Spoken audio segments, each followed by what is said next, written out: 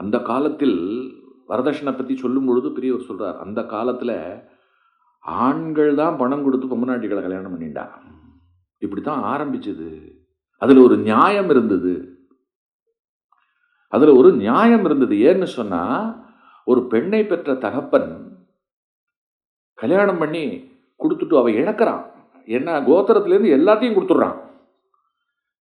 தானம் பண்றான். மடியில உட்காந்துட்டு, இந்தா நான் ரத்தமும் சதையுமாக பெற்றெடுத்த என் பெண்ணை அப்படியே நான் உனக்கு தூக்கி கொடுத்துட்றேன். இனிமேல் இவளுக்கும் என்னுடைய வம்சாவளிக்கும் எந்த சம்பந்தமும் கிடையாது. அக்னி பூர்வமா கொடுத்துட்றான். அதற்கு பிறகு அப்பா காலமான பிறகு அந்த பொண்ணு வந்து அப்பாவுக்கு குடத்துல ஜலம் விடுறது, அது இதெல்லாம் ஒட்ட வைக்கப்பட்ட சம்பிரதாயங்கள்.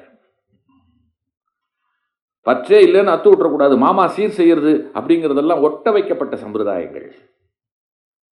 அதுக்கும் வேதபூர்வத்துக்கும் சம்பந்தமே கிடையாது. எப்ப அக்னிபூர்வமா தூக்கி கொடுத்தாச்சோ முடிஞ்சு போச்சு, ஒண்ணுமே கிடையாது. அப்ப எத்தனை பெரிய தியாகத்தை அவர் செய்கிறார் இல்லையா? இன்னொன்னு, வரப்போறவ மகாலட்சுமி.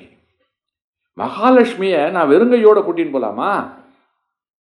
ஆகையினால என்னுடைய கெத்தை நான் எதை காட்டுறது? நான் பாரு எவ்வளவு சம்பாதிச்சிருக்கேன், உன்னை நான் ரொம்ப நன்னா வச்சுப்பேன், பாரு உன்னை பெத்த அப்பாவுக்கே நான் இவ்வளவு கொடுக்க முடியும்னு சொன்னா உனக்கு எவ்வளவு கொடுக்க முடியும்? இப்படி தொடங்கியது இந்த விஷயம்.